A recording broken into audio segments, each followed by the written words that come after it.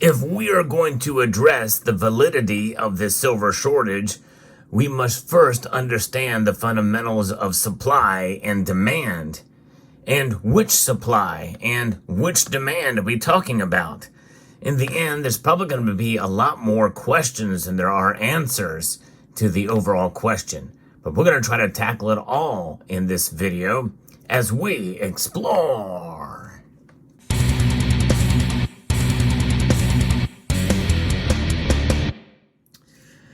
Silver has been in deficit for quite a number of years, for 3 consecutive years now, according to the Silver Institute. And that is the first question that we have to raise here is, which deficit are we talking about? Where is this deficit? And we're going to get into that in a moment. When we think about silver and silver's price, many people feel that the price of silver has gone up because of the 3rd consecutive year of a supply deficit. Silver demand exceeding silver supply.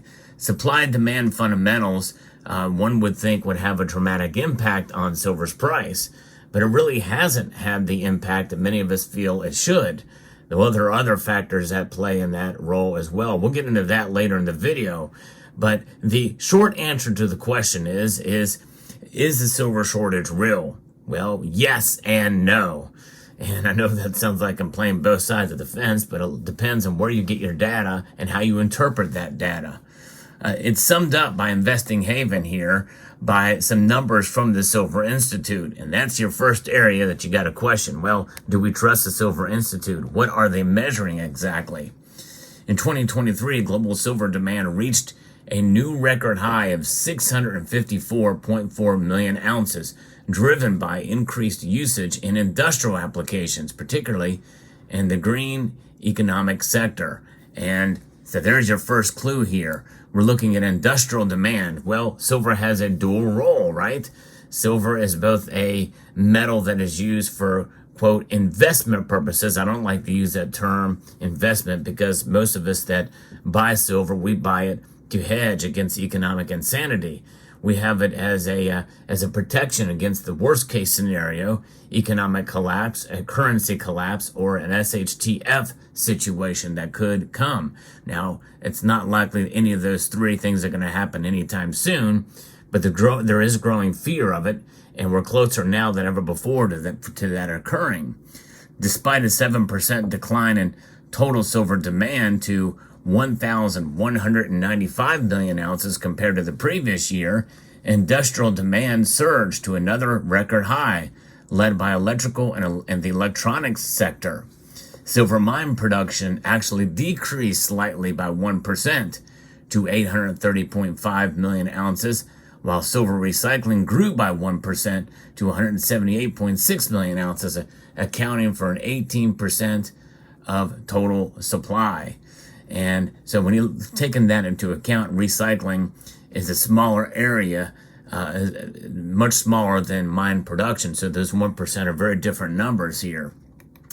But the demand for silver soared to a new peak of 445.1 million ounces last year, primarily fueled by electrical and electronics sector, which expanded by 20%.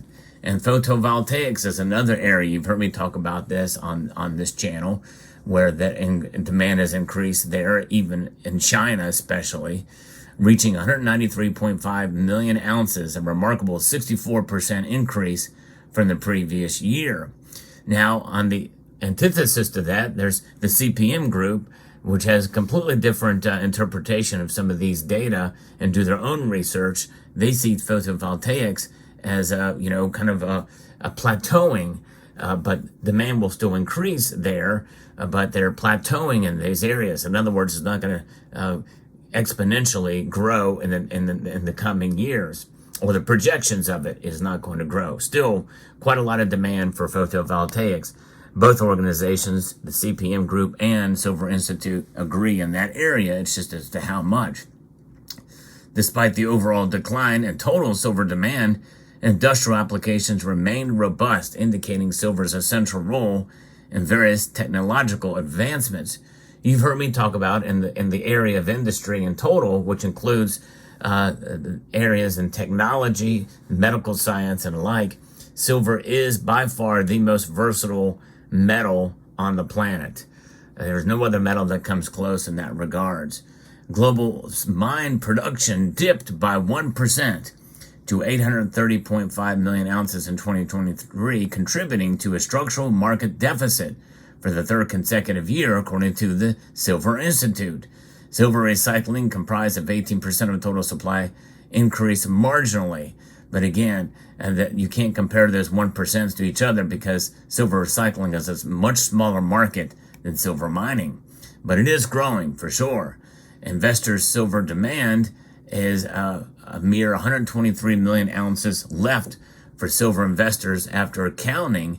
When you look at silver investor demand for non-investment demand in a world where trillions circulate in investment markets, this limited silver pool, valued at less than $3 billion, raises eyebrows. The reality is the pool available for investors is a fraction of the total silver produced, and that makes sense. But of that pool, how much demand is there? That is really the key question here. So what kind of demand? We have industrial demand, then we have, quote, investor demand or stacker demand. You know, when we think about it, the overall, if you look at the term in general, investment, well, we're investing in our future. We're investing as a hedge against what could come. So in that regards, outside of the financial definition, yeah, you could say you're investing in silver in that regard. And so we'll call it investment for the sake of consistency for this and for this part here. But silver's dual nature will drive this shortage, according to Investing Haven. Silver's unique dual demand as both an industrial commodity and as investment asset plays a crucial role. Industrial demand remains relatively stable.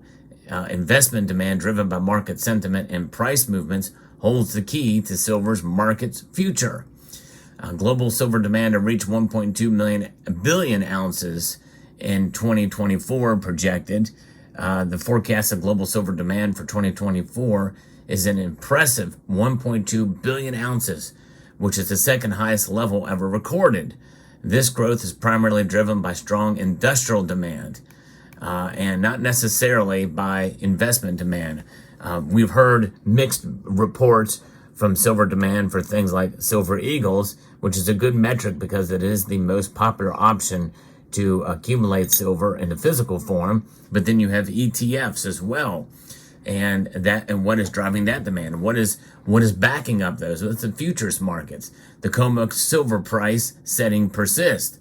They can tend to call this silver price manipulation by the commercials amid such short to medium term oriented price and influences. There's a deepening physical shortage unfolding, and we've seen that with the COMEX and the LBMA stockpiles.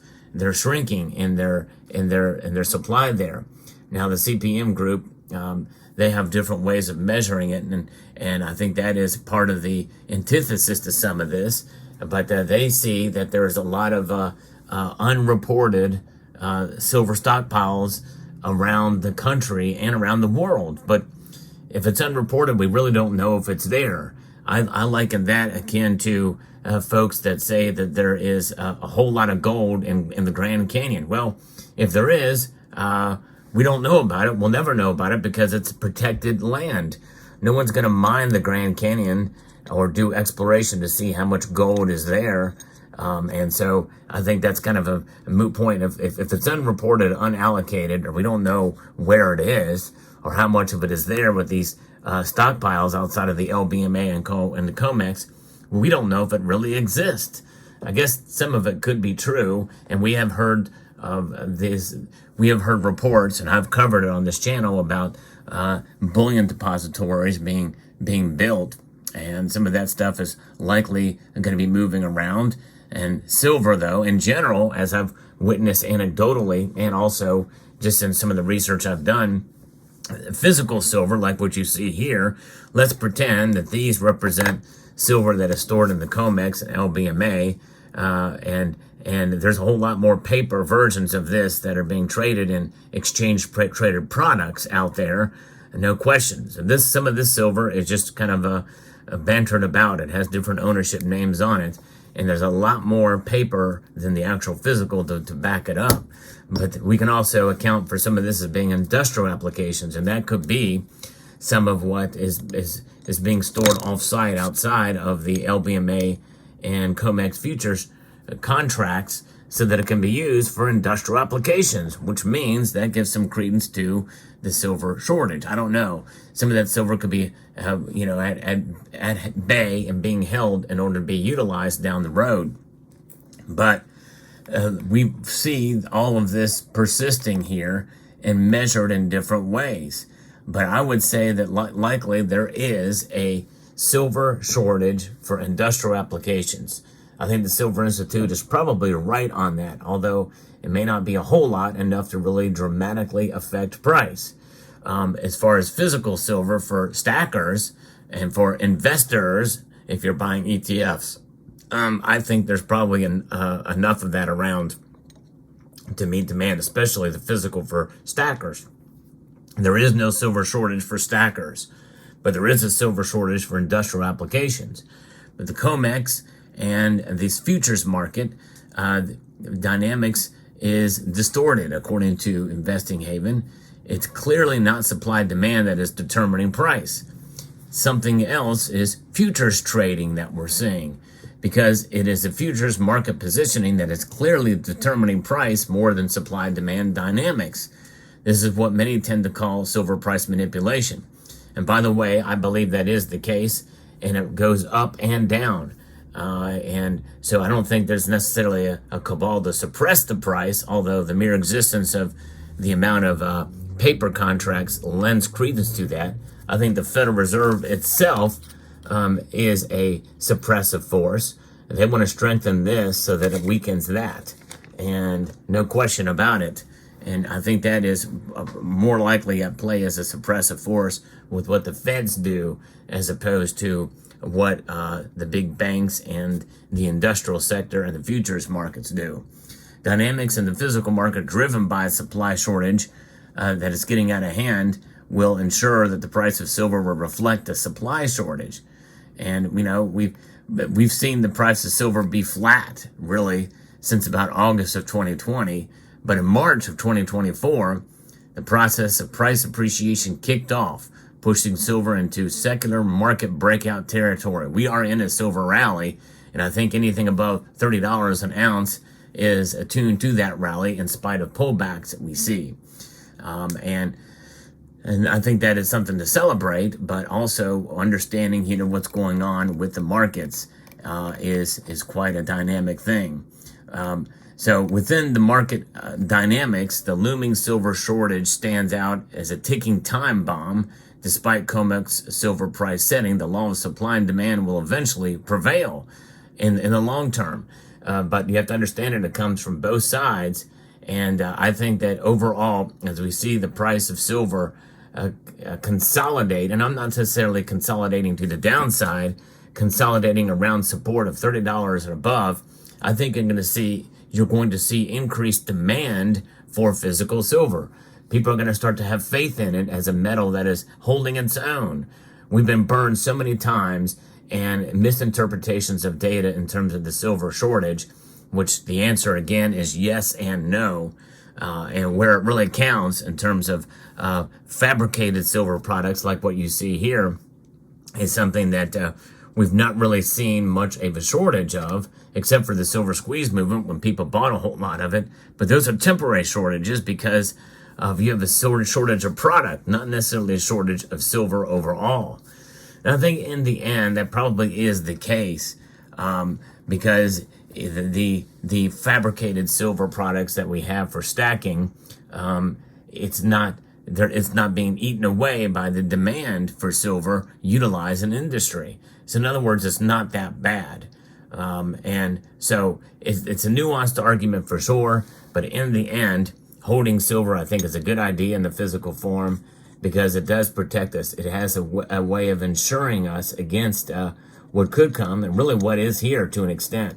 There's something about having silver as a hedge and as an insurance policy, as a savings vehicle outside of the current system from which we find ourselves apart.